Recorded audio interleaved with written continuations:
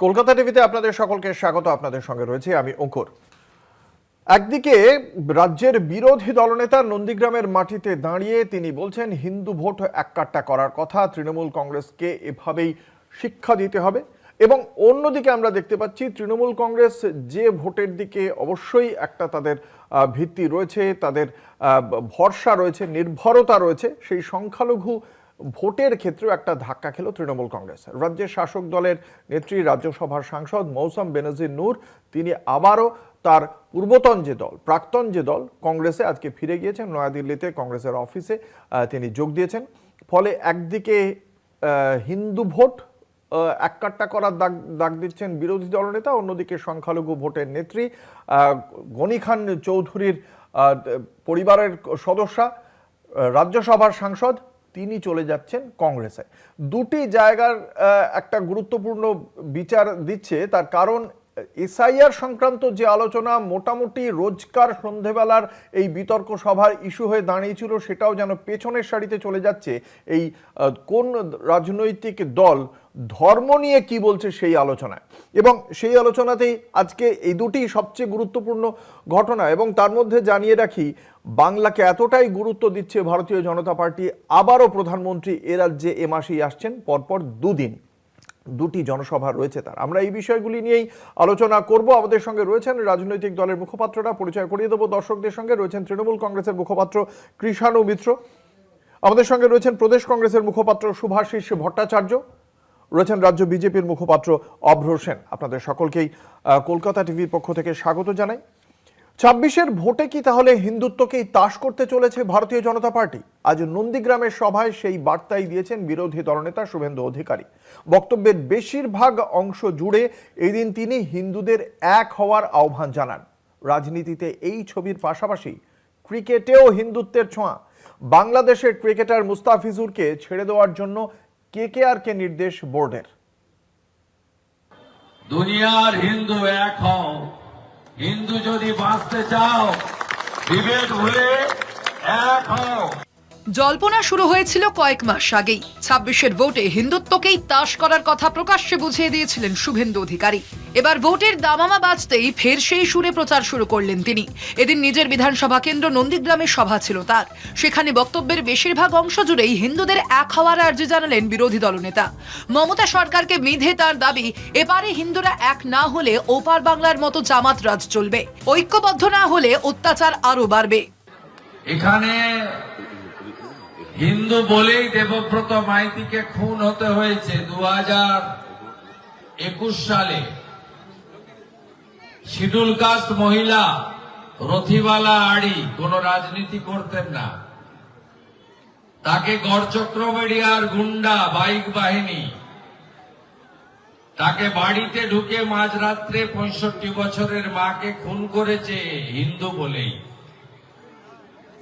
তাই হিন্দুরা যদি ঐক্যবদ্ধ না থাকেন, ভাগাভাগি করেন, রাজনীতির নামে, ধর্মের নামে, জাতপাতের নামে, ব্যক্তিগত চাওয়া পাওয়ার জন্য, তাহলে আগামী দিনে দেবব্রত মাইতি এবং রথিবালা আড়ির মতো দাউদপুর শামসাবাদের সংখ্যালঘু হিন্দুদের একই অবস্থা হবে।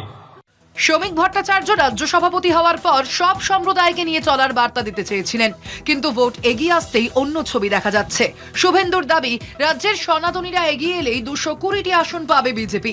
গতকাল মালদা গিয়েও 220 আসনের গল্প শুনিয়েছিলেন তিনি। বলেছিলেন, বদলার জন্য দরকার বদল। বদলা চান তো?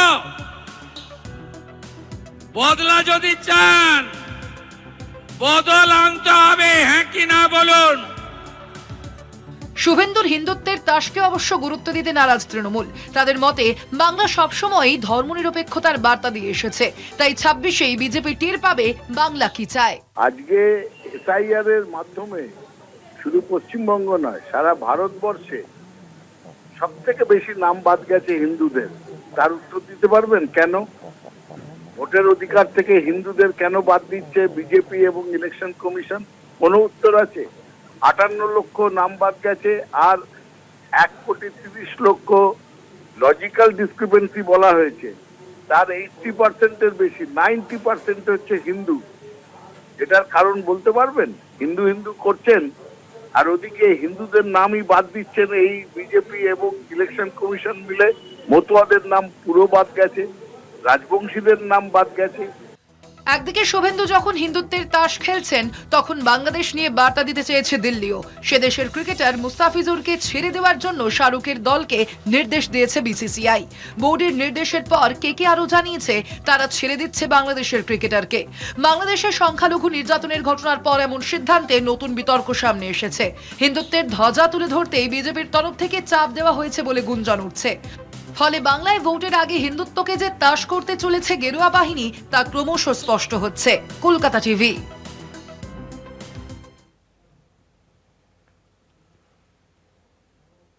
রাজ্য বিজেপির সভাপতি হিসেবে আসনে বসার পরেই আমরা দেখেছিলাম শ্রমিক ভট্টাচার্য বলেছিলেন যে সাম্প্রদায়িক দল নয় ভারতীয় জনতা পার্টি, তারা কোনো রকমভাবেই সংখ্যালঘুর বিরুদ্ধে নয়। রমজান এবং দুর্গাপূজার শোভাযাত্রা একসঙ্গে বেরোবে, মহরম এবং দুর্গাপূজার শোভাযাত্রা একসঙ্গে বেরোবে, এটা বারংবার শ্রমিক ভট্টাচার্য বলেছিলেন। শুধু শ্রমিক ভট্টাচার্য নয়, দলের শীর্ষ নেতা দেশের প্রধানমন্ত্রী নরেন্দ্র মোদী দুর্গাপুরে এসেছেন, দমদমে এসেছেন। তিনি এসে যখন আক্রমণ করেছেন এ রাজ্যের শাসক দলকে, তার হাতিয়ার ছিল দুর্নীতি, সুশাসন করতে পারছে না তৃণমূল কংগ্রেস, এগুলো ছিল তার আক্রমণের হাতিয়ার।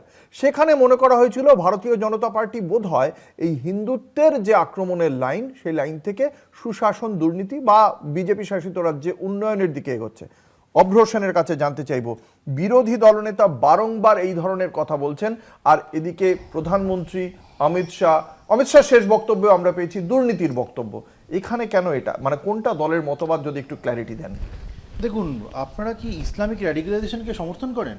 কোনো সুষ্ঠু মানুষ যে লজিক্যাল বক্তব্য রাখতে পারে বা ভাবে, সে কি কখনো সমর্থন করতে পারে ইসলামিক র্যাডিক্যালাইজেশনকে? আমার মনে হয় পারে না, আমরাও পারি না। আমাদের বক্তব্য পরিষ্কার, কোনো কনফিউশনের জায়গা নেই।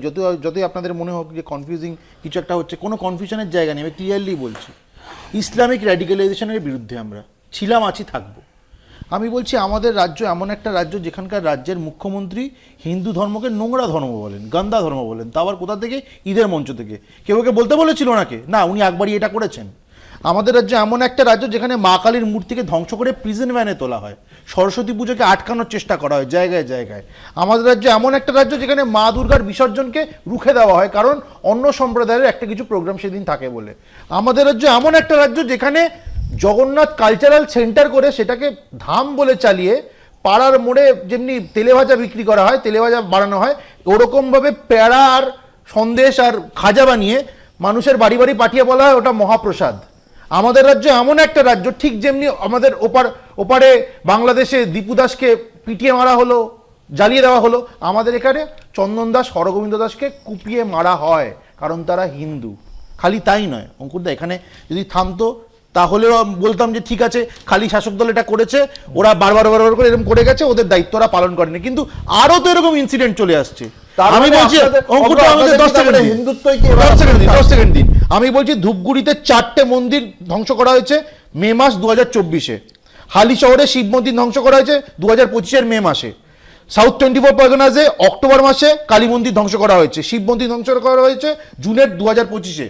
আর বসিরহাটে আবার কালী মন্দির ধ্বংস করা হয়েছে মার্চের 2025-এ। সামনে নিয়ে আপনারা কি লড়বেন? সামনে পেছনের ব্যাপার নয় দাদা, এখানে সামনে পেছনে সাইডের ব্যাপার নয়।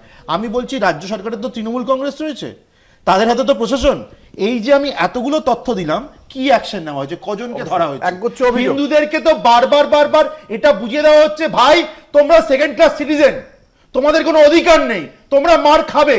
তাই আজকের দিনে দাঁড়িয়ে যদি হিন্দুরা ঐক্যবদ্ধ না হয়, এই নোংরা তৃণমূল কংগ্রেস যারা ইসলামিক র্যাডিক্যালাইজেশনকে বাড়িয়ে তুলছে, তারা কিন্তু এই পথেই হাঁটবে। বক্তব্য শুনবো। একগুচ্ছ অভিযোগ, পদক্ষেপ করা হয়নি, মন্দির ভাঙা হয়েছে, মুখ্যমন্ত্রী সম্পর্কেও গুরুতর অভিযোগ রয়েছে। প্রথম কথা হচ্ছে এর বেশিরভাগটাই হচ্ছে মিথ্যাচার, সরাসরি মিথ্যাচার। এর কোনো তথ্য প্রমাণ, কোনো ঘটনা কিছু ঘটেইনি। বিজেপি যেটা ফেক নিউজ ছড়িয়ে থাকে। কিন্তু আমরা দেখেছি দিল্লির বুকে আরএসএসের হেডকোয়ার্টারে সম্প্রসারের জন্যে, সেখানে পার্কিং করার জন্যে পাশের 800 বছর পুরনো মন্দিরকে ভাঙা হয়েছে। সেই চিত্র সারা ভারত দেখেছে, পশ্চিমবাংলার বাঙালিও দেখেছে।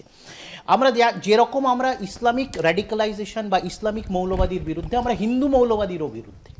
আমরা বিজেপির মতো সাম্প্রদায়িক হিন্দুত্ববাদী দলকেও আমরা বিরোধিতা করব এবং মুসলিম জামাতদেরও আমরা বিরোধিতা করব।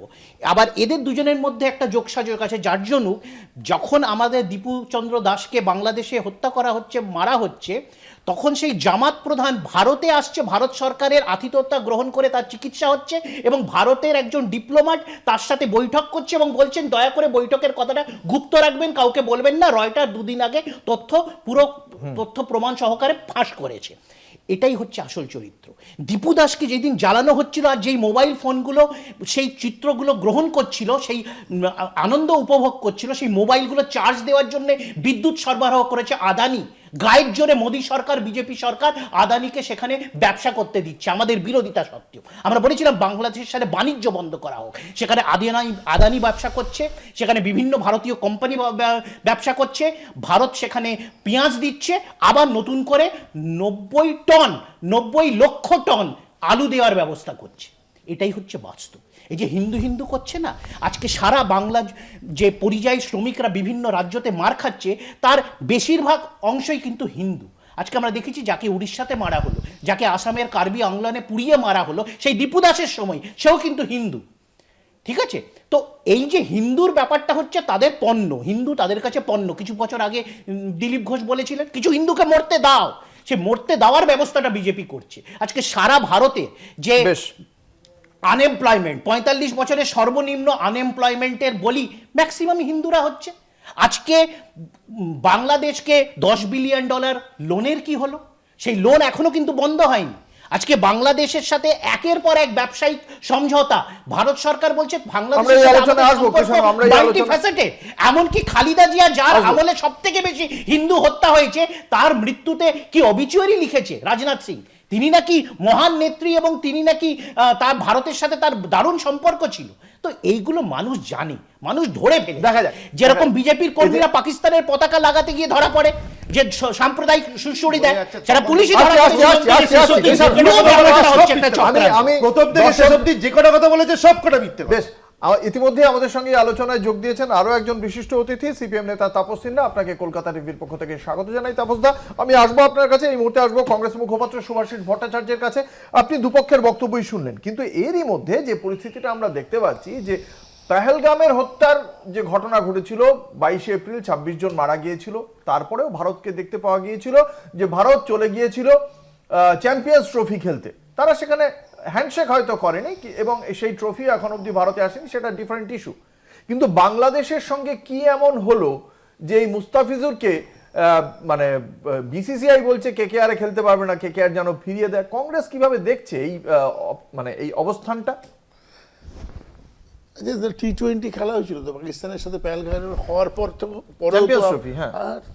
খেলতে গেছিল তো ভারত দুবাইয়ে, তখন তো মানা ছিল না। আসলে ধর্মকে সামনে এনে মানুষকে যে প্রবলেমসগুলো আছে মানুষের, ভারতবর্ষের মানুষ যেগুলো ফেস করছে প্রতিদিন, সেগুলোকে ভোলানোর কায়দা হলো হিন্দু মুসলমান বা ধর্ম। এই কিছুক্ষণ আগে বলছিল কৃষাণু, কত ভারতবর্ষে বেকার, কত ভারতবর্ষের দ্রব্যমূল্য বৃদ্ধি কী হারে হয়েছে, ভারতবর্ষের মানুষ পরিযায়ী শ্রমিকরা অন্য জায়গায় গেলে পরে বাংলা কথা বললে তাদের মৃতদেহ ফেরত আসছে। এগুলো নিয়ে আলোচনা হচ্ছে না কেন?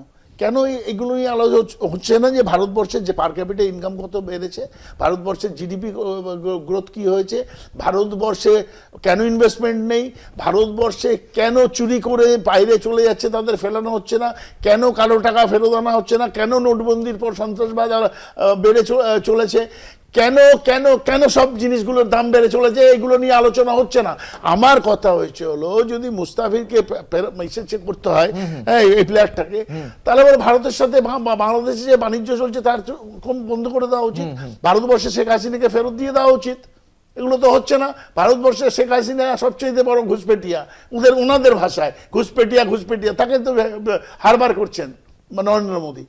আবার ইউনুস সরকারকেও বলছেন যে ওই সরকারের মান্যতা দিচ্ছেন। তাহলে এই যে ডাইকোটমি, একটা কেন্দ্রীয় সরকার, তারা নিজেরা জানে না কি করতে হবে, বুঝে গেছে যে হিন্দু হিন্দু হিন্দু হিন্দু করলে পরে মানুষকে সব কিছু থেকে মুড়িয়ে রাখা যাবে। অঙ্কুর, আমি একটা জিনিস মনে করছি, নরেন্দ্র মোদী 3 বার ক্ষমতায় এলো, হিন্দুত্বের তাস খেলে 34 থেকে 36-37% ভোট কিছুতেই বাড়ছে না। তার জন্য ইলেকশন কমিশনের নিয়ম চেঞ্জ করে পুরো নিজেদের লোককে বসিয়ে ইলেকশন চুরি ধর্মতে মন দিল, যার জন্য বুঝে গেছে ভারতের মানুষ এই ধর্মতে বিশ্বাস করে না, এইভাবে ধর্ম ধর্ম করে ভোটিং হয় না। এটা আজকেও আবার আগামী 26-এ বোঝা যাবে যে এই হিন্দু হিন্দু মুসলমান মুসলমান করে কোনো মানুষের ভালো করা যায় না। আমি আসবো তাপস সিনহার কাছে।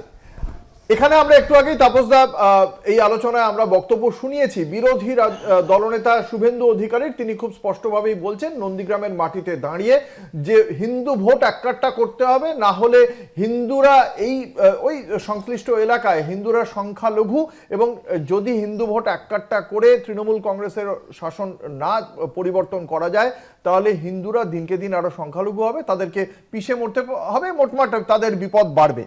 অর্থাৎ সেই বিভাজনের রাজনীতি বা এই ধর্মীয় রাজনীতি, এই রাজনীতিকে আপনারা কিভাবে দেখছেন? আমরা শুরু থেকে বলছি বিজেপি দেউলিয়া হয়ে গেছে, যার জন্য ধর্ম নিয়ে হিন্দু নিয়ে রাজনীতি করতে হচ্ছে। এটা মনে রাখতে হবে যে ভারতবর্ষের এই সমস্ত কথা বলে ভারতবর্ষের সংবিধানের প্রিয়াম্বল বিষয় লেখা আছে সেটাকে আঘাত করা হচ্ছে। কারণ আরএসএস জন্মানোর পর থেকে 1925 সালে তারা কখনো ধর্মনিরপেক্ষতা মানেনি, তারা হিন্দু হিন্দু করেছে। স্বাধীনতা সংগ্রামে তাদের কোনো ভূমিকা নেই। আর স্বাধীনতার পরে আমাদের দেশের ঐতিহ্য ছিল উন্নয়ন নিয়ে আলোচনা হবে, কিভাবে দেশের কৃষির বিকাশ হবে, শিল্পের বিকাশ হবে, কর্মসংস্থান হবে। স্বাধীনতার পরে এটাই ছিল সমস্ত রাজনৈতিক দলের, এটাই একটা। আর যেটা থেকে এই স্লোগান এসেছিল রুটি কাপড়া ও মুকাম শিক্ষা রোজগার, এই স্লোগানটা এসেছিল। বিজেপি জন্মানোর পর থেকে মসজিদ ভাঙো, মন্দির তৈরি করো, হিন্দু মুসলমানকে হত্যা করো। বিজেপি জন্মানোর পরে গ্রাম স্টেইন উড়িষ্যাতে খুন হয়েছে, 2 পুত্র সহ তাদেরকে পুড়িয়ে মারা হয়েছে। আজকে ভারতবর্ষের মানুষের এত সমস্যা, এখনো বেশিরভাগ মানুষ দুবেলা পেট ভরে খেতে পায় না, লজ্জা নিবারণের কাপড়, লেখাপড়ার সুযোগ নেই। নরেন্দ্র মোদীর জমানায় 35 লাখ প্রাইমারি স্কুল বন্ধ হয়ে গেছে, স্কুল বন্ধ হয়ে যাচ্ছে। তো সেই জায়গায় দাঁড়িয়ে আমাদের রাজ্যে এইখানে বিজেপি যখন পা রাখে, এখানে হিন্দু হিন্দু রাজনীতিটা বিজেপি শুরু করলো, আর সেই ফাঁক তৃণমূল পা দিল। এখন সমস্ত কিছু বাদ দিয়ে সরকার তার ব্যর্থতা ঢাকার জন্য এখন হিন্দু মুসলমান কে কতগুলো মন্দির তৈরি করবে তার প্রতিযোগিতা চলছে, কে কতগুলো মসজিদ তৈরি করবে তার আসছি। আমি আসবো বিজেপির কাছে। একগুচ্ছ অভিযোগ বিজেপি শুনেছে ইতিমধ্যে। অব্র আমাদের সঙ্গে রয়েছে। অব্র, এই প্রশ্নটার উত্তর চাইবো যে পেহেলগামের পর পাকিস্তানের সঙ্গে খেলতে বাধা নেই, বাংলাদেশের সঙ্গে কি এমন ঘটলো যে বাংলাদেশের প্লেয়ারকে সরিয়ে দিতে হলো? প্রথমত বাংলাদেশে হিন্দুদের উপর অকথ্য অত্যাচার হচ্ছে, এটা নিশ্চয়ই আপনারা দেখিয়েছেন। আমাদের পশ্চিমবাংলা কেন, সারা ভারতবর্ষের দেশের মানুষ সেটা জানে। খালি তাই নয়, ওখানে অনেক মৌলবাদী সংগঠনের নেতারা ভারত বিরোধী মন্তব্য করছে এবং ওখানকার সরকার কিন্তু তাদের বিরুদ্ধে সেই ব্যবস্থা নিচ্ছে, তাদেরকে হেল্প করছে। ইনফ্যাক্ট খালি তাই নয়, চিকেন নেককে বারবার করে নিয়ে নেবে বলে থ্রেট করা হচ্ছে, তার সঙ্গে সেভেন সিস্টারকে আলাদা করে দেওয়া হবে ভারতবর্ষ থেকে, এটা বলা হচ্ছে। খালি তাই নয়, এই যে বাংলাদেশ নিয়ে কত বড় বড় কথা বলছিল তৃণমূল, আনসারুল্লাহ বাংলা টিম নামক একটা সন্ত্রাসবাদী সংগঠন, সেই সন্ত্রাসবাদী সংগঠনের সন্ত্রাসবাদী নেতা জসিমউদ্দিন রহমানিকে জেল থেকে ছেড়ে দিয়েছে। এবং জেল থেকে ছেড়ে দেওয়ার পর জসিমউদ্দিন রহমানি, এই মহাশয় মহান এই ব্যক্তি, নিজের মা বাবা ভাই বোনকে মনে করেনি। প্রথম মনে করেছে কাকে বলুন তো? আমাদের সম্মানীয় মুখ্যমন্ত্রীকে। এবং মুখ্যমন্ত্রীকে মনে করে বার্তাটা এই দিয়েছেন যে পশ্চিমবঙ্গকে ভারতবর্ষ থেকে যদি কেউ আলাদা করতে পারে সেটা একমাত্র মুখ্যমন্ত্রী মমতা বন্দ্যোপাধ্যায়। আমি বলছি আমার বক্তব্য, কলকাতার টিম তো আমরা তো বাঙালি, আমরা বাঙালি ভারতীয়, তো কতজন বাঙালি খেলে? বাংলাদেশিদের জন্য এত প্রাণ কাটছে কেন? একজন বাংলাদেশি খেলতে পারবে না বলে বাঙালি খেলে, বাঙালি অসুবিধা নিয়ে বড় বড় ডায়লগ করে কখনো বলেছে, বলতে পেরেছে? ভারতের পররাষ্ট্র নীতিটা কে নির্ধারণ করছে? কে নির্ধারণ করবে? তৃণমূল করবে। পররাষ্ট্র নীতি কে নির্ধারণ করবে? তৃণমূল করবে। আরে শেষ করতে দাও। বিষয়টা হচ্ছে গিয়ে বিসিসিআই ঠিক করে দিচ্ছে নাকি, যেখানে ভারতে এই মুহূর্তে বাংলাদেশে জামাত ঠিক করবে? আরে বাবা, কথাটা শেষ করো, listen to me. Private entity, হ্যাঁ বলুন। যে কারণে জামাত যাতে না আসতে পারে, বাংলাদেশে একটা ধর্মনিরপেক্ষ শক্তি হয়। এস জয়শঙ্কর সেখানে গিয়ে একটা গুরুত্বপূর্ণ মিটিং করছেন তারেক রহমানের সঙ্গে, সেখানে এই ঘটনাটা বিসিসিআই ঠিক করে দিচ্ছে যে কে খেলবে কি কে খেলবে না। তো আপনি খবর দেখেননি? সারাদিন বাদে আপনি যখন নিউজ শো করতে বলছেন, আপনি জানেন না বিসিসিআই কি ডিসিশন নিয়েছে? BCCI private entity, BCCI private entity সেই ডিসিশন নিয়েছে, কিন্তু at the same time public sentiment যেটা এইটাই তো বলছি, তার মানে সেন্টিমেন্টকে আপনি নেগেট করতে পারেন না। বিজেপি পাবলিক সেন্টিমেন্টকে আপনি নেগেট করতে পারেন না। ও পাবলিক সেন্টিমেন্ট মানে বিজেপি, যদি পাবলিক সেন্টিমেন্ট মানে হয় বিজেপি, তাহলে হ্যাঁ বিজেপি যা খুশি তো, খুশি তো। যদি পাবলিক সেন্টিমেন্ট মানে হয় তাহলেই বিজেপি, তাহলে তো আমরা পাবলিকের পক্ষে, আমরা পাবলিক সেন্টিমেন্টের সঙ্গে ইন অ্যালাইনমেন্ট। আর বাকি দলগুলো পাবলিক সেন্টিমেন্টের সঙ্গে অ্যালাইনমেন্ট দেখছেন, এটা পরিষ্কার হয়ে গেল। শুনলাম কৃষাণু। দেখো, প্রথম কথা হচ্ছে যে এগুলো তো সফট টার্গেট, এগুলোতে ধর্মীয় সুরসুরি দিতে ভালো হয়। প্রথম কথা হচ্ছে KKR কিনুক বা যেই কিনুক, কোনো প্লেয়ারকে সে তখনই কিনতে পারে যখন সে অকশন পুলে থাকে। অকশন পুলকে ঠিক করে BCCI ঠিক করে, তার মানে এই বাংলাদেশি প্লেয়ারকে BCCI ঠিক করেছিল, চয়ন করেছিল, তাই সে অকশন পুলে ছিল। এবং তুমি যদি সেই সময়কার অকশন পদ্ধতিটা দেখো, এই ব্যক্তিকে KKR কেনেনি, এই ব্যক্তিকে প্রথমে কিনেছিল চেন্নাই, এবং চেন্নাইয়ের দর ছিল 2 কোটি কিছু টাকা। তারপরে তার থেকে বেশি দর দেয় দিল্লি, এবং দিল্লি এবং চেন্নাইয়ের মধ্যে দর কষাকষি বেটিং শুরু হয়, এবং সেটা চলে 5 কোটি কিছু লাখ টাকা অবধি। একবার দিল্লি কিনতে চায় এই বাংলাদেশি প্লেয়ারকে, একবার চেন্নাই কিনতে চায়। পরে যখন 5 কোটির উপরে দর ওঠে, তখন 9 কোটির কাছে কলকাতা দর দেয়, এবং তার থেকে চয়ন হয়। এর মধ্যে তখন এই পুরো ঘটনাটা, আমরা তখন দীপুদাসও হয়নি, বাংলাদেশের সাথে ভারত এখনো কূটনৈতিক সম্পর্ক ছিন্ন করেনি। বিজেপির যদি এতটাই দরদ হয়, সফট টার্গেট কেন?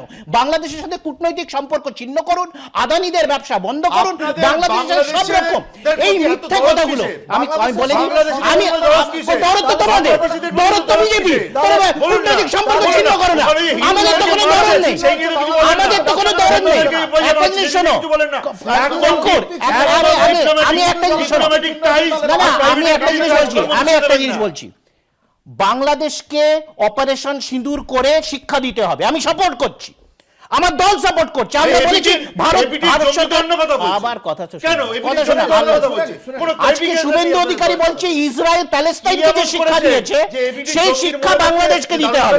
এই যে কথা বলে যাচ্ছে, বাংলাদেশকে শিক্ষা দিয়েছে, বাংলাদেশ শিক্ষা দিক না, আমরা সমর্থন করব। আমরা তো বলেছি ফরেন পলিসিতে সরকার যা ডিসিশন নেবে আমরা সমর্থন করব। সরকার দিন না, কিন্তু করছে না কেন? প্যালেস্টাইনের ব্যাপারে প্যালেস্টাইনকে সমর্থন করে ইউএনএ প্যালেস্টাইনের পক্ষে এবং ইসরায়েলের বিরুদ্ধে ভোট দিয়েছে, ইসরায়েলের বিরুদ্ধে ইউএনএ কে ভোট দিয়েছে। ফরেন পলিসি যেমন না কিছু জানে না, কোনো বোধ আছে, শুধু ধর্মীয় শাসন। ফরেন পলিসি,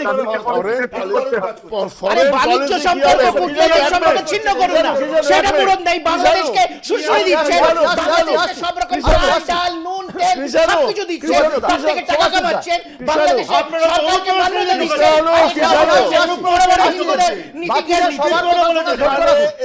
এখানে বিজেপি প্রবক্তা বলল যে ফরেন পলিসি কি তৃণমূল ঠিক করবে বা কংগ্রেস ঠিক করবে? করবে তো ভারতবর্ষ, ঠিক কথা। আমি আবার বলছি না, ফরেন পলিসি ঠিক করবে ট্রাম্প। যখন আমরা অপারেশন সিন্দুরকে বলছি পুরো ইনভেট করে দাও পাকিস্তানকে, তখন দেখলাম যে ট্রাম্প তুলে নিতে বলছে।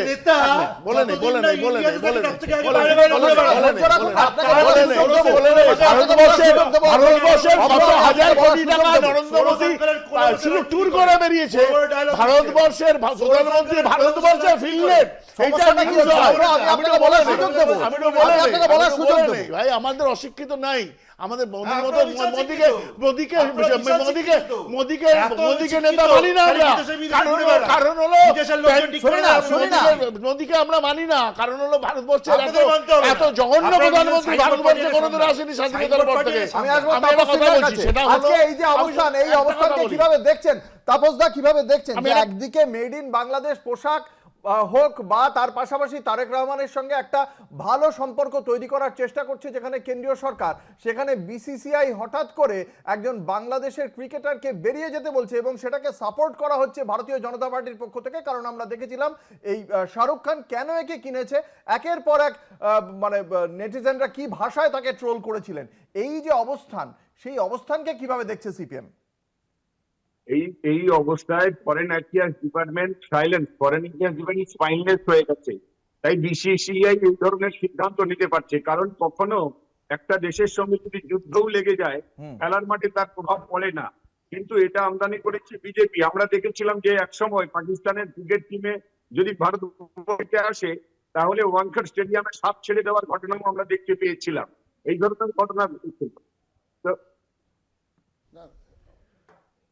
বেশ, ফলে সেক্ষেত্রে আপনার কি মনে হয় যে এক্ষেত্রে পহেলগামের পর করমর্দন করলো না, কিন্তু আমরা দেখলাম যে এক্ষেত্রে এখনো পর্যন্ত বাংলাদেশের সঙ্গে সেই স্তরে যায়নি। পহেলগামের পরে সিন্ধু চুক্তি বাতিল করে দেওয়া হয়েছে। ডোনাল্ড ট্রাম্প সিট ফায়ার করে কি করি? ডোনাল্ড ট্রাম্প সিট ফায়ার করছো। হ্যাঁ, রাইট। কবে ডোনাল্ড ট্রাম্প সিজফায়ার করলো? ভুলভাল যা পাচ্ছেন বলে যাচ্ছে। ঘটনা যেটা হচ্ছে, ঘটনা হলো সুব্রমণিয়াম স্বামী থেকে আরম্ভ করে এবং সতপাল মালিক নদী সম্পর্কে যা বলা হয়ে গেছে, মন্ত্রীরা যা বলবে সেটা না শুনে, পার্লামেন্টের ফ্লোরে দাঁড়িয়ে যা বলা হয়েছে সেটা না শুনে বিদেশি শক্তিরা কি বলছে সেটা শুনতে তারা, কারণ কি বলুন তো, দালালিটা এরাই করে। পার্লামেন্টের ফ্লোরে দাঁড়িয়ে বাংলাদেশের জন্য $10 মিলিয়ন লোন স্যাংশন করেছে। আপনারা একটা সোজা প্রশ্নের উত্তর দিন। পাকিস্তানের সঙ্গে যে ঘটনা ঘটেছে তারপরে ভারত সরকার সমস্ত দিক থেকে বাঘা সীমান্ত বন্ধ করা থেকে সিন্ধু জল চুক্তি সমস্তটা বন্ধ করে দিয়েছে। এখনো তো বাংলাদেশের সঙ্গে তেমন কিছু হয়নি। কেন্দ্রীয় সরকার যদি সিদ্ধান্ত নেয় আমরা মেনে নিতাম, কেন্দ্রীয় সরকার তো এমন কোনো সিদ্ধান্ত নেয়নি। যদি এত সমস্যা তাহলে বিসিসিআই অফিসের বাইরে গিয়ে আপনারা ধর্ণা দিতে পারেন, তাতে আমার কোনো আমার ধর্ণা দেওয়ার বিষয়টা নয়। শুনুন না, এবার আমাকে জিজ্ঞেস করলেন যখন, উত্তরটাও শুনুন। কিন্তু বক্তব্য হচ্ছে যে পাবলিক সেন্টিমেন্টটা আছে ওখানে, যেভাবে হিন্দু, আরে বাংলাদেশের সাথে কূটনৈতিক সম্পর্ক কেন আছে, বাংলাদেশের সাথে বাণিজ্য কেন চলছে, সেটাকে প্রত্যাহার করো। গরম গরম কথা না বলে আগে কাজে করে দেখাও। তোমার সরকার যে কূটনৈতিক সম্পর্ক বাণিজ্য কোটি কোটি টাকা রোজগার করছে বাংলাদেশে ব্যবসা করে, আর এখানে হিন্দুদেরকে ছুটে দেওয়া ভারতবর্ষে হিন্দুদের মারছে, ইসলামিক র্যাডিক্যালাইজেশনের আরে ভারতবর্ষে হিন্দু র্যাডিক্যালাইজেশন হচ্ছে। আরে জামাতের নেতাকে এখানে এসে আদর করে শিক্ষা দিচ্ছে, কথা বলছে এখানে ডক্টর রহমানি, ডক্টর মফিজুর রহমানি, তাকে ভারত ভারতের পররাষ্ট্রনীতি পরিচালনা করবে হিন্দুত্ববাদী উগ্রপন্থী সংগঠন, তারা যেটা বলবে ভারতের পররাষ্ট্রনীতিও সেভাবে পরিচালিত হবে। কার্যত সেই পথেই আমরা এগোচ্ছি। আমরা দেখতে পাচ্ছি একটা ছোট্ট বিজ্ঞাপনী বিরতিতে যাব, বিরতির পর আবারও ফিরে আসছি আলোচনার সঙ্গে থাকুন। ফিরে এলাম বিরতির পর, আপনারা দেখছেন বাংলা বলছে, আপনাদের সঙ্গে রয়েছি আমি অঙ্কুর। একদিকে যেমন রাজ্যের বিরোধী দলনেতা হিন্দু ভোট এককাট্টা করার কথা বলছেন এবং তার পাশাপাশি ভারতীয় জনতা পার্টি যে অন্য দিকটা অর্থাৎ প্রধানমন্ত্রী বা শ্রমিক ভট্টাচার্য তাদের বক্তব্যে আবার অন্য লাইন পাওয়া যাচ্ছে, এবং তারই সঙ্গে সঙ্গে বাংলাদেশের ক্রিকেটারকে ফেরত পাঠিয়ে দেওয়ার ক্ষেত্রে কেন্দ্রীয় সরকারের যে অবস্থান আর অন্যদিকে বিসিসিআই যে পদক্ষেপ করছে, তাতে পররাষ্ট্রনীতি কিভাবে চলবে, কিভাবে প্রভাবিত হবে তা নিয়ে প্রশ্ন তুলছেন বিরোধীরা। এবং এরই মধ্যে প্রধানমন্ত্রীর সামনেই আসছেন, এই চলতি মাসেই আসছেন, পরপর দুদিন তিনি আসছেন। এবং আমরা দেখতে পাচ্ছি এই কদিনে কিন্তু প্রধানমন্ত্রী আমাদের রাজ্যে বেশ কয়েকবার চলে এলেন। শেষবার তাহেরপুরে তাঁর সভা সম্পন্ন হয়নি, কারণ সেটা একটা কুয়াশাচ্ছন্ন ছিল, তিনি যেতে পারেননি। কিন্তু এবারেও তিনি যাবেন হাওড়ায় এবং মালদায়, খুব গুরুত্বপূর্ণ দুটি জায়গা। সেই মালদাতে যেমন আমরা দেখেছি বিরোধী দলনেতা এই কথা বলেছেন, আবার উত্তরবঙ্গের আরেকটি জেলা আলিপুরদুয়ারে দাঁড়িয়ে অভিষেক বন্দ্যোপাধ্যায় বিজেপি সম্বন্ধে যে মন্তব্য করছেন, সেই মন্তব্য একসময় তাঁরই দলের নেতা জ্যোতিপ্রিয় মল্লিকের কণ্ঠে আমরা শুনেছিলাম। কি বলেছেন আমরা একবার শোনাই অভিষেক বন্দ্যোপাধ্যায়, আর তার প্রেক্ষিতে বিজেপিরই বা কি বক্তব্য। लेकिन बीजेपी के सांसद और सांप एक है।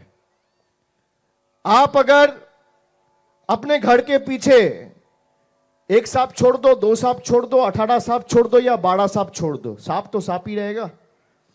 मौका मिलेगा तो आप ही को काटेगा। आप जिसको दूध पिला के बड़ा किया वही आपको काटेगा, वही सांप। तो इस बार भाई एक भी सांप नहीं रखना इस बंगाल का मिट्टी में, और खास करके इस अलीपुरद्वार का मिट्टी में। इस बार तृणमूल को पूरी ताकत के साथ आप जिताएंगे। फिर अगर आपको नहीं लगा कि भाई तृणमूल को जिता के फायदा नहीं हुआ, फिर आपको 29 में वोट देने का मौका मिलेगा, हटा देना। আমি মনে করি না এগুলো রাজনীতির ভাষা। এ ধরনের মন্তব্য কোনো রাজনীতিবিদ থেকে, এবং যিনি এত বড় একটা সর্বভারতীয় দলের উত্তরাধিকারী হতে চলেছেন, তার কাছ থেকে প্রত্যাশা করে, এবং সমস্ত বক্তব্যে প্রতিক্রিয়া দেওয়ার প্রয়োজন বিজেপির আছে বলে মনে হয় না। আসবো তৃণমূল কংগ্রেসের মুখপাত্র কৃষাণু মিত্রর কাছে। এর আগে জ্যোতিপ্রিয় মল্লিকও বলেছিলেন সিপিএম সব কেউটে সাপের বাচ্চা, তারা যেন না থাকে, ছেলেপুলের বিয়ে দেবেন না, সন্তানদের বিয়ে সিপিএম এর ঘরে দেবেন না। আবার অভিষেক বন্দ্যোপাধ্যায়ের মুখে এই ধরনের কথাবার্তা শুনছি। অভিষেক বন্দ্যোপাধ্যায় নিজে কুকথার বিরুদ্ধে বারংবার বলেছেন। এটা কুকথা নাকি, এটা তো উপমা, এক্সাম্পল তো আমরা দিয়ে থাকি। সাপের মুখে চুমু খাওয়া, ব্যাঙের মুখে চুমু খাওয়া আমরা বলি না, এগুলো উপমা, এগুলো তো ব্যবহার হবে সংবাদে বা ডায়লগে, এগুলো ব্যবহার হবে। যারা এগুলোর মধ্যে ঝুলছে তাদের সংস্কৃতি মানুষ দেখেছে, উপর থেকে 6 ইঞ্চি, নিচ থেকে 5 ইঞ্চি, এসব ভাষা তারা জানে, রামজাদা অমুকজাদা মানুষ দেখেছে, ঠিক আছে? তো সুতরাং এইগুলো কার বক্তব্যটা মানুষের মনে দাগ কাটছে সেটাই প্রাসঙ্গিক। আমি একটু আগেই যেটা বলছিলাম, যে ডক্টর সাফিকুর রহমান, উনি বাংলাদেশের জামাতে ইসলামীর প্রধান আমির, উনি ভারতে এলেন, গুপ্তভাবে এলেন, আমরা কেউ জানতে পারলাম না, চিকিৎসা নিলেন, ভারত সরকারের আতিথেয়তা গ্রহণ করলেন এবং ভারত সরকারের আধিকারিকদের সাথে তার নাকি মিটিং হলো। আমরা এতদিনে জানলাম রয়টার যেহেতু এটা প্রকাশ করেছে। এবং কি গোপন হলো, কারণ হচ্ছে এই দুটো দল, দেখবেন ওপারে জয় বাংলা বললে যারা খেপে যায়, কারা? জামাতরা খেপে যায়, পাকিস্তানিরা খেপে যায়, আর এখানে বিজেপিরা খেপে যায়। এরা সকলেই হচ্ছে বাঙালি বিদ্বেষী, এদের ডিএনএতে বাঙালি বিদ্বেষ। ওই জন্য জয় বাংলা দেখুন এদের হচ্ছে টোটকা, জয় বাংলা বললেই এরা খেপে যাবে। এবং আমি বলে রাখি, আমি আবার বলে রাখি, ভারত সরকার যখন ইসরায়েল প্যালেস্তাইনে যুদ্ধ হয়, তখন ভারত সরকার ইউনাইটেড নেশনে প্যালেস্তাইনের সমর্থন করেছিল, ইসরায়েলের বিরুদ্ধে ভোট দিয়েছিল। আর শুভেন্দু অধিকারী তিনি দেশের পররাষ্ট্রনীতিকে পুরো ডিগবাজি খাইয়ে বললেন বাংলাদেশকে নাকি প্যালেস্তাইনের মতো শিক্ষা দিতে হবে যেটা ইসরায়েল দিয়েছিল। ভারত সরকার তার অবস্থান স্পষ্ট করুক। সাপের বিষয়টা অভিষেক বন্দ্যোপাধ্যায়ের বক্তব্য আপনি শুনলেন, আপনার দলের বক্তব্যও আমরা শুনিয়েছি দর্শকদের। তার প্রেক্ষিতে যে উত্তরটা, এটা কি উপমা বলে মনে করছেন?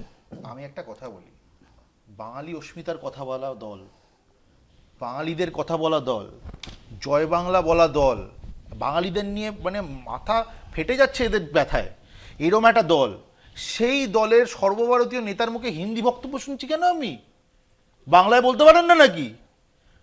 বাংলা কি মানুষে বোঝে না নাকি? হিন্দিতে কেন? এই প্রশ্ন তাদেরকে উত্তর দিতে হবে যে এই নাটকগুলো আর কতদিন? এই নাটক তো মানুষও দেখছে।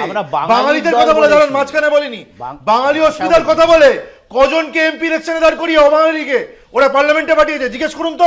বাঙালি খুঁজে পায়নি তখন, অন্যান্য রাজ্য থেকে ধরে রাজ্যসভায় পাঠিয়েছে, বাঙালি খুঁজে পায়নি তখন, বড় বড় ডায়লগ দিচ্ছে। আর যত বুকের ব্যথা যন্ত্রণা সে হচ্ছে মৌলবাদীদের জন্য, ইসলামিক মৌলবাদী আর বাংলাদেশি অনুপ্রবেশকারীদের জন্য, তাদেরকে বাঙালি বলে চালাবে। কিন্তু এখানে বাঙালিদের স্বার্থে কাজ করবে না। আমি একদম তথ্য প্রমাণ দিয়ে দিচ্ছি। একটু আগে এই যে জোট সঙ্গীরা কংগ্রেস আর তৃণমূল অনেক বড় বড় কথা বলছিল, আমাদের রাজ্যে পার ক্যাপিটা ইনকাম কোথায় দাঁড়িয়েছে অঙ্কুরদা? এক সময় 3 নম্বরে ছিল দেশের মধ্যে, নামতে নামতে এখন 24 নম্বরে চলে গেছে। গত 15 বছরে মাঝখানে বলবেন না, দাঁড়ান, আপনার সবাই খুব গায়ে লাগছে, খুব গায়ে লাগছে গত 15 বছরে 7,000 কোম্পানি আমাদের রাজ্য ছেড়ে চলে গেছে তৃণমূলের জন্য, তৃণমূলের অপশাসনের জন্য। আমাদের রাজ্যে কোনো ইন্ডাস্ট্রি আসেনি। মুখ্যমন্ত্রী দেখিয়ে দিক তো 5টা ছবি দেখিয়ে দিক যেখানে উনি ইন্ডাস্ট্রি শিলান্যাস করেছেন। কি করেছে? পুরো বাংলাকে শেষ করেছে, পুরো বাংলাকে শেষ করেছে এরা। আমি একটা কথা আমি পরিষ্কার বলছি, সেটা হলো কুকথার নজির। আমি বলি কুকথার, আমি বলে নাই কৃষাণু, কুকথার নজির নাকি তৃণমূলের হয়ে আমি বলে নেই, সেটা হলো কুকথার নজির। তৃণমূল কংগ্রেসও যথাযথভাবে সৃষ্টি করেছে, এখানে বিজেপিও তৈরি করেছে, এবং শুধু বিজেপি সারা ভারতবর্ষ জুড়ে, তৃণমূল বাংলা জুড়ে। কিন্তু মূল কথা হলো এত হিন্দু হিন্দু হিন্দু হিন্দু শুনলাম, ভাই অঙ্কিতা ভান্ডারীকে যে ধর্ষিতা ধর্ষণ করেছে সে তো হিন্দু আরেকজন ভারত নেতা, হ্যাঁ, এবং নেতা, এবং এবং এবং সে তো ধর্ষণের অভিযোগ,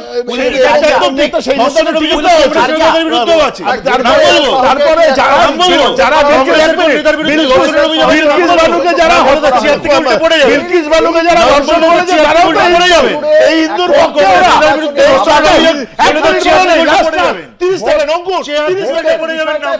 ধর্ম এসে গিয়েছে, এবং সেই ধর্মের মধ্যেই, সেই ধর্মীয় আলোচনার মধ্যেই আরেকটি বিষয়, সংখ্যালঘু ভোট তৃণমূল কংগ্রেসের একটা বড় গুরুত্বপূর্ণ জায়গা। সেই সংখ্যালঘু ভোটে কতটা ধাক্কা খেয়েছে তা সময় বলবে, কিন্তু আপাতত সংখ্যালঘু একজন সাংসদ, সংখ্যালঘু মৌসাম বেনজির নূর, তিনি আজকেই কংগ্রেসে যোগ দিয়েছেন। 26-এর ভোটের আগেই ঘরে ফিরলেন মৌসাম বেনজির নূর, তৃণমূল ছেড়ে তিনি যোগ দিয়েছেন কংগ্রেসে। মার্চেই তার মেয়াদ শেষ হওয়ার কথা ছিল এবং তার আগেই তিনি শিগগিরই তার সাংসদ পদও ত্যাগ করবেন, এবং তার আগে আজকে যে তিনি জয়েন করলেন কংগ্রেসে, সেটা কতটা ধাক্কা খেলো তৃণমূল, সেটা নিয়ে আলোচনা চলবে। কিন্তু তার আগে কি বলছেন তিনি জয়েন করে কংগ্রেসে, আমরা শোনাবো। মালদায় রাজনীতির মৌসুম বদল, 6 বছর পর আচমকা ঘর ভাবছে তৃণমূল সাংসদ মৌসম নূরের। 2019 সালে তৃণমূলের হয়ে মালদা উত্তরে লড়ে তিনি হেরেছিলেন খগেন মুর্মুর কাছে। তারপর তাকে রাজ্যসভায় পাঠিয়েছিলেন মমতা বন্দ্যোপাধ্যায়। আজ দিল্লিতে পতাকা বদল করলেন তিনি। ইন্ডিয়ান ন্যাশনাল কংগ্রেস, ওনাদেরকে আমি আন্তরিকতাভাবে ধন্যবাদ জানাই যে আমাকে আবার খুব ভালোবেসে ওনারা অ্যাকসেপ্ট করেছেন, পরিবারের মতো, পরিবারের একজন সদস্যর হিসেবে অ্যাকসেপ্ট করেছেন। এবং যে কথাটা ইশাদা বললেন, আমারও একই বক্তব্য যে আমরা একটা কংগ্রেসের পরিবার। আমি কয়েক বছর তৃণমূলে ছিলাম, তৃণমূলও আমাকে কাজ করার সুযোগ দিয়েছে, আমাকে রাজ্যসভার সাংসদ করেছিলেন, ডিস্ট্রিক্ট প্রেসিডেন্ট মালদার করেছিলেন। আমি আজকে তৃণমূল কংগ্রেস থেকে রিজাইন করেছি। আমাদের নেত্রী মমতা বন্দ্যোপাধ্যায়, ওনাকে তৃণমূল কংগ্রেসের নেত্রী, ওনাকে আমি রেজিগনেশন লেটার অলরেডি পাঠিয়ে দিয়েছি, এবং রাজ্যসভা থেকেও আমি রেজিগনেশন লেটার অলরেডি রেডি করে নিয়েছি। সোমবারে নিজে গিয়ে জমা দিয়ে দেবো। তার প্রত্যাবর্তনে কংগ্রেস রাজ্যে নতুন করে ঘুরে দাঁড়াবে বলে মনে করছে হাত শিবির, যদিও তাকে পাত্তা দিতে নারাজ রাজ্য বিজেপি।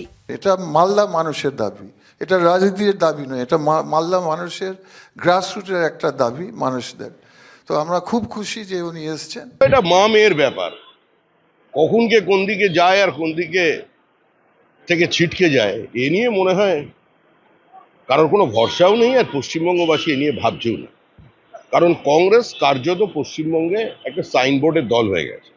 একমাত্র প্রতিবাদী যিনি ছিলেন, চোখে চোখ রেখে অন্তত তৃণমূল কিছুটা বিরোধিতা করতেন, অধীর রঞ্জন চৌধুরী, তাকে কংগ্রেস কি বার্তা দিয়েছে সেটা প্রত্যেকের জানা। কয়েকদিন আগে তৃণমূল মৌসুমকে মালদার 4 বিধানসভা কেন্দ্রের কোঅর্ডিনেটর করেছিল, কিন্তু আচমকাই তিনি তৃণমূল ছাড়লেন। কংগ্রেসের প্রয়াত নেতা গনি খান চৌধুরীর ভাগ্নির দাবি, বিজেপির বিরুদ্ধে লড়ার জন্য এটা তাঁর পারিবারিক সিদ্ধান্ত। মৌসুমের ভাই ঈশা খান চৌধুরী এখন মালদা দক্ষিণের কংগ্রেস সাংসদ। মালদার রাজনীতিতে পরিবারকে প্রাসঙ্গিক করে তুলতেই কি এই প্রত্যাবর্তন? জল্পনা শুরু হয়েছে রাজ্য রাজনীতিতে। কলকাতা টিভি। এই মুহূর্তে মালদা দক্ষিণ আসন কংগ্রেসের দখল ঈশা খান, এবং অন্যদিকে বিজেপি মালদা উত্তরটা দখল করে রেখেছে। এই মৌসম বেনজির নূর কংগ্রেসে চলে যাওয়ায় তৃণমূলের জন্য কি খানিকটা চাপ হলো? না, এই বিষয়ে নিশ্চয়ই পার্টি বক্তব্য দেবে। এখনো অবধি পার্টি অফিসিয়ালি কোনো বক্তব্য দেয়নি, নেতৃত্ব বক্তব্য রাখবে, আমি এই বিষয়ে কিছু বলবো না। তবে উনি কংগ্রেসের মঞ্চে বসে পেছনে হাত চিহ্ন কংগ্রেসের সিম্বল, তাতে আমাদের নেত্রী মমতা বন্দ্যোপাধ্যায় বললেন, এটা আমার খুব ভালো লাগলো। এই চিন্তা, এই ভাবনাটা যাতে থাকে, তাহলে নিশ্চয়ই আমরা বিজেপিকে আরও বেশি কোণঠাসা করতে পারবো। মালদা মুর্শিদাবাদ দুটোই সংখ্যালঘু অধ্যুষিত জেলা। সেখানে মুর্শিদাবাদে আমরা দেখলাম কিছুদিন আগে হুমায়ুন কবির, এবার এখানে মালদাতে দেখতে পাচ্ছি মৌসম বেনজির নূর। দুটো জায়গাতেই এই পরিস্থিতি। মালদায় সেভাবে তৃণমূল লোকসভা ভোটে খাতা খুলতে পারেনি। লাস্ট 2021-এ 9-3 ছিল ডিফারেন্স, বিজেপির 3টে ছিল, 9টা তৃণমূলের। কিন্তু এই যে মৌসম চলে যাওয়া তৃণমূল কংগ্রেসকে কতটা চিন্তায় রাখছে? না, আমি তো আবার বললাম যে এই বিষয়ে পার্টি নিশ্চয়ই বক্তব্য রাখবেন, এবং দিনের শেষে না, এই সংখ্যালঘু নেতারাই তো আপনাদের দলের থেকে দূরত্ব তৈরি করছেন। না, ওরকম কিছু নয়। মমতা বন্দ্যোপাধ্যায় সংখ্যালঘু সংখ্যাগুরু আমরা ওইভাবে দেখি না। আজকে 10.5 কোটি বাঙালির নেত্রী হচ্ছেন দলনেত্রী মমতা বন্দ্যোপাধ্যায়। তাতে কে সংখ্যাগুরু সংখ্যালঘু ওটা আমরা দেখি। আমরা ধর্মের নিরিখে দেখি। আপনারা কি মনে করছেন কতটা লাভ হবে? তিনি তো তৃণমূল কংগ্রেসের লাস্ট কোনো জায়গায় খুব একটা আমরা দেখতে পাইনি। তার আগে বলে নেই মঙ্কুর, যে যখন শুভেন্দু অধিকারী তৃণমূলে ছিল তখন কৃষাণুদের উনি সুপারি নিয়েছিলেন, মানে তৃণমূল কংগ্রেসের সুপারি নিয়ে তিনি মালদা, মুর্শিদাবাদ এবং দক্ষিণ দিনাজপুরে কংগ্রেসটাকে উইক করার জন্য তিনি লাগাতার চেষ্টা করে গেছেন, এবং পুলিশে ভয় দেখিয়েছেন, এনডিপিএস কেস দেওয়ার ভয় দেখিয়েছেন, এবং আমাদের জেলা পরিষদগুলো নিয়েছেন শুভেন্দু অধিকারী। এখন যদিও বিজেপিতে আছেন। যাই হোক, এখন ঘটনা যেটা হচ্ছে, নিশ্চিতভাবে আমরা উইক ছিলাম। বেনার্জি আমাদের মৌসম নূর জয়েন করার পর আমরা মালদাতে শক্তিশালী হব এবং মুর্শিদাবাদেও আস্তে আস্তে সংখ্যালঘুরা বুঝতে পারছে যে এই কম্পিটিটিভ যে একটা মানে ধর্মীয় ইসে হচ্ছে, মেরুকরণ করার চেষ্টা করছে দুটো দলই, তৃণমূল এবং বিজেপি, এটা থেকে বেরোতে হবে। এই যে ঘটনাগুলো চলছে দুটো দলের মধ্যে, বোঝাপড়া যে আছে, এটা মাইনরিটিরা বুঝতে পেরেছে। সুতরাং তারা, আমার ধারণা যে তারা ফিরে আসবে 26-এর নির্বাচনের আগে, এবং এবং এবং আমার নিশ্চিতভাবে মালদা এবং মুর্শিদাবাদ এবং দিনাজপুরগুলো শক্তিশালী হবে। আপনাদের দলের দিকে ফিরবে কেন? মানে প্রথমত আপনাদের দলে সেই অর্থে কোনো সংগঠন নেই, যেটা বললেন শ্রমিক ভট্টাচার্য যে আপনারা নাকি সাইনবোর্ড, সেটা অঙ্কের বিচারে সেটাই তাই। এবং তার থেকেও বড় কথা, আপনাদের দল যে তৃণমূল কংগ্রেসের সঙ্গে একটা অনেক পার্থক্য, আপনারা যে সরাসরি মানে এখন আপনারা তো অনেক নরমপন্থী প্রতিবাদী তৃণমূলের না কেন, তৃণমূলের সাথে আমাদের যে ধরনের লড়াই ছিল, আজকে যখন জয়েন করছেন 11 পর থেকে যেভাবে তৃণমূল কংগ্রেসকে ছোট করেছে, কংগ্রেসকে মানে শক্তিহীন করার জন্য মানে চেষ্টা করেছে, তারপর থেকে আমাদের সাথে তৃণমূলের সাথে কোনো অবস্থাতেই তো বোঝাপড়া হওয়ার সম্ভব না। এবং শুভঙ্কর সরকার পরিষ্কার বলে দিয়েছে নরমপন্থী বলে মনে করেন নাকি? শুভঙ্কর সরকার তো বামেদের সাথে জোট করে লড়াই করেছে প্রদেশ কংগ্রেস, আপনাদের কি মূল্যায়ন?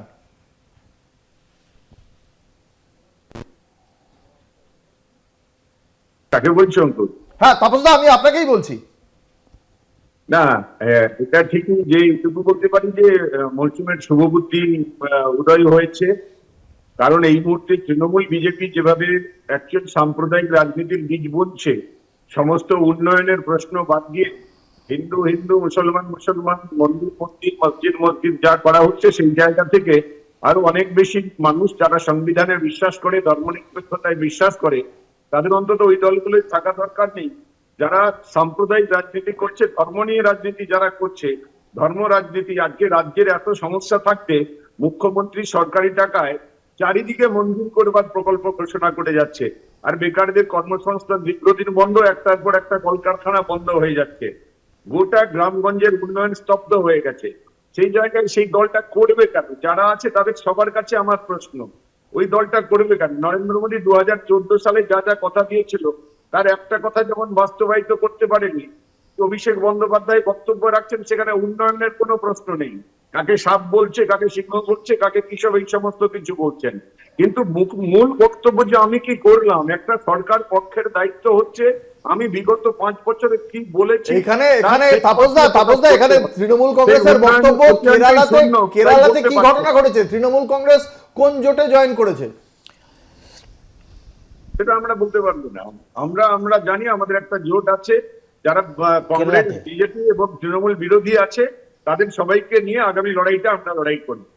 কেরালাতে তো ইউডিএফ এ জয়েন করছে টিএমসি, কিন্তু তার থেকেও বড় কথা এই মুহূর্তে আজকে কংগ্রেসের সঙ্গে আপনাদের তো জোটের কোন রকম সম্ভাবনা এই মুহূর্তে অন্তত নেই, কারণ অধীর রঞ্জন এটা অঙ্কুরকে এখানে কে বললো যে আমরা জোট করবই বা জোট করবই না?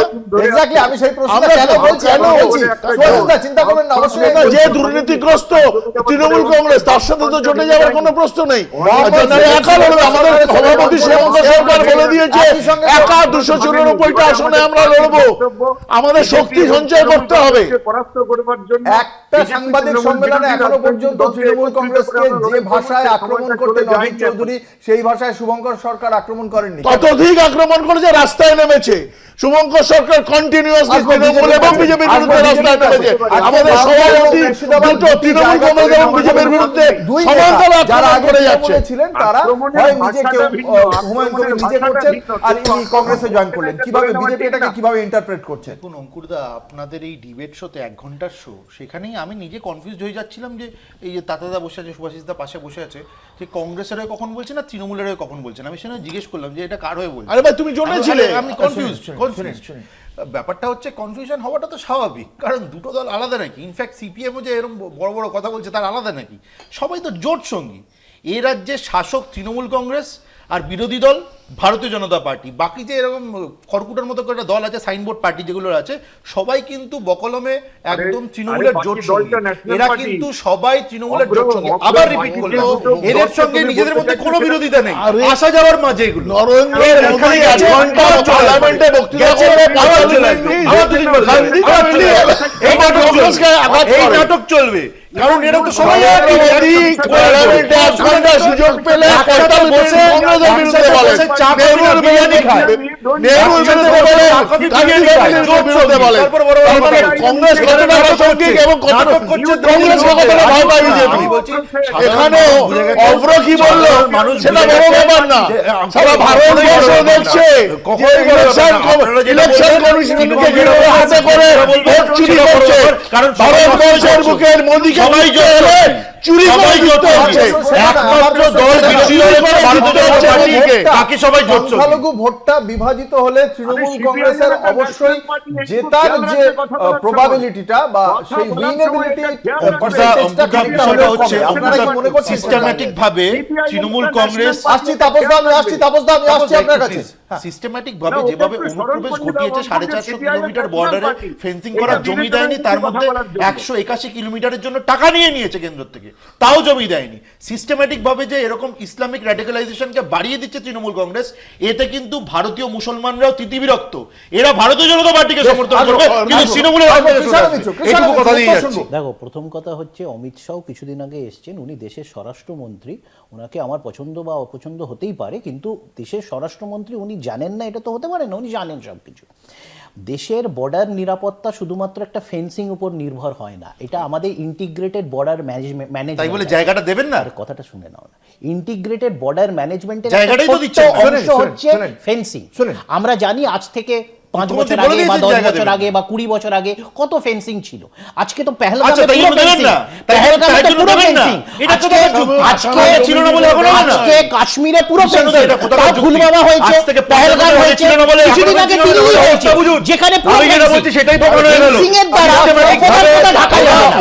অপদার্থতা ঢাকা যাবে না। পুলওয়ামা কি করে ঢুকলো, পেহেলগামে কি করে ঢুকলো, সেখানে তো ফুল ফেন্সিং আছে। অপদার্থ হচ্ছে মোদী সরকার, অপদার্থ বিজেপি। যারা পুলওয়ামা পেহেলগামে ঢাকা সত্ত্বেও ফেল করেছে, আজকে ভোটার কার্ড সেখানে ফেন্সিং আছে, এরা বলছে এদের সরকার। এবং রোহিঙ্গাদের সাথে যেখানে মণিপুর এবং নাগাল্যান্ডে ফেন্সিংটা এরাই আটকে রেখেছে। আমার প্রশ্ন তাপসদার কাছে। তাপসদা, এই আলোচনাটা আপনি দেখছেন শুরু থেকে শুরু হয়েছে হিন্দু ভোট এক কাট্টা খাওয়া, তারপরে সংখ্যালঘু নেত্রীর এধার থেকে ওধারে যাওয়া, এবং তারপরে এখনো অনুপ্রবেশ ইস্যু বারংবার ঘুরে ফিরে আসছে। আমি জানতে চাইছি যে এই বিষয়গুলোর বাদ দিয়ে আপনারা এই যে বাংলা বাঁচাও যাত্রা করছিলেন, সেখানে অন্যান্য কথাগুলো বলছিলেন। আপনারা বলছিলেন যে চাকরি দরকার, বাবরির বদলে ধর্মের বদলে কর্ম দরকার, জাতের বদলে ভাত দরকার, কিন্তু সেগুলো কিন্তু কখনোই সামনে আসছে না। কি করবেন? আপনাদের কি কোনো আদৌ কোনো সম্ভাবনা দেখতে পাচ্ছেন? আমি তাপসদার আগে 1 সেকেন্ড বলবো, আমি একটা জিনিস তাপসদাকে বলে দিই, আমাদের উন্নয়নের পাঁচালী বাংলার গ্রামে গ্রামে প্রত্যেকটি মহকুমাতে আমরা নিয়ে গেছি 15 বছরের উন্নয়নের তালিকা। তো সুতরাং মন্দির মসজিদ বিজেপিকে করুন, আপনারা মিষ্টি মসজিদকে রেনোভেশনের টাকা দিয়েছেন কেরালা, তো সুতরাং আপনারা নিজেদেরকে বেশি আলাদা চোখে দেখবেন না। পাঁচালি দিয়ে ভাঁওতা দিচ্ছেন, আপনারা রাজ্যের মানুষের যে সমস্যাগুলো সেগুলো তুলছেন না।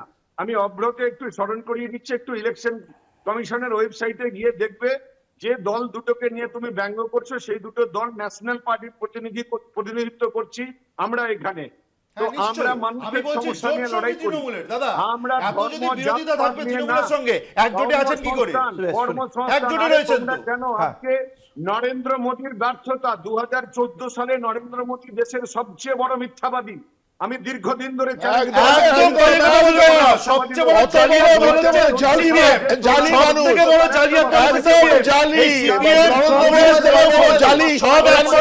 জানি গোয়ালের গরু বিরাট জালি একসঙ্গে বসে বিরিয়ানি খায় আর এখানে এসে নাটক করছে। নরেন্দ্র মোদী মিথ্যা কথা ছাড়া কিছু বলেনি। তিনটে দলের নিজের মায়ের গয়না যে চুরি করে সে ভারতবর্ষ লুটে নেবে।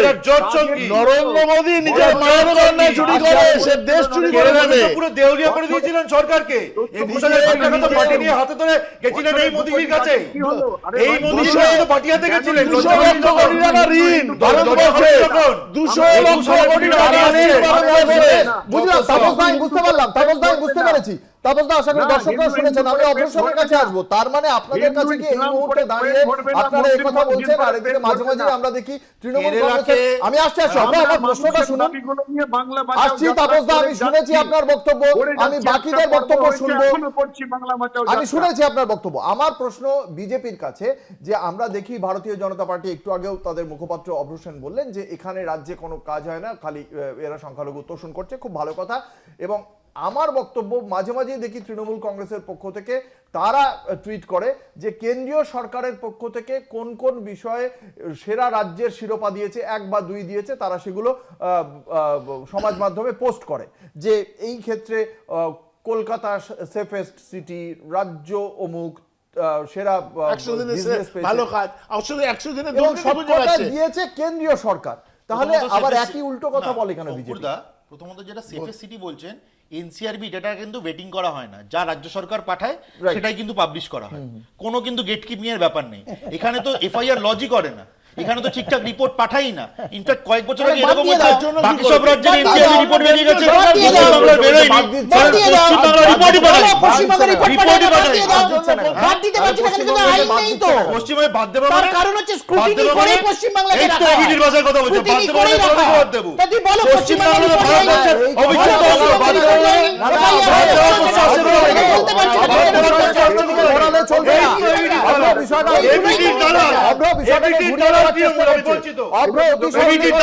লাভ হবে না। বিষয়টা হচ্ছে যে বলা হচ্ছে তাহলে এই কথাটা বলে পশ্চিমবঙ্গ কোনো তথ্য দেয় না, এই কথাটা বলে রেস্ট অফ পশ্চিমবঙ্গ, বাকি যে রাজ্যগুলো আছে তাদের মধ্যে যে which ever is the best তাকে হয়তো শিরোপাটা দেওয়া হোক। দেয় না, সেটা তো কোর্টেও বারবার করে প্রমাণিত।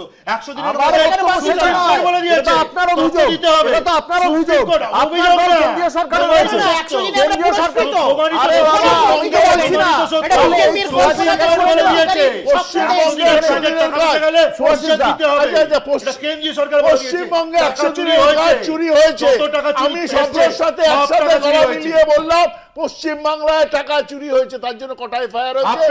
এক। দুই হলো উত্তরপ্রদেশে টাকা চুরি হয়েছে, উত্তরপ্রদেশের কাছে কি করে বিজেপি? যোগী সরকার ট্যাগ রিপোর্ট দিয়েছে, ট্যাগ রিপোর্ট দিয়েছে যে উত্তরপ্রদেশে 100 দিনের কাছে চুরি হয়েছে, কিন্তু সেখানে উত্তরপ্রদেশে কি সিদ্ধান্ত নিয়েছে কি করেছে? রাজ্য তো আপনারা তো বলছেন রাজ্য কিছু করে না, সবকটা আপনারা তো বলছেন রাজ্য কিছু করে না। মন্তব্য তো প্রায় চুরি অঙ্কুরদা। রাজ্যের যে একটা চুরি সিবিআইডি প্রমাণ করেছে, একটা চুরি প্রমাণ করেছে বিজেপির পলিটিক্যাল এজেন্ডা, বিজেপির পলিটিক্যাল আমার প্রশ্ন অন্য জায়গায়।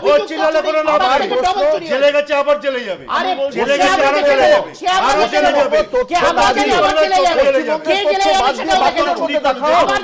যাবে, সেটাও দেখে নেবো আমরা। চুরি করবে তৃণমূল, কেউ ট্যাগ রিপোর্ট বলছে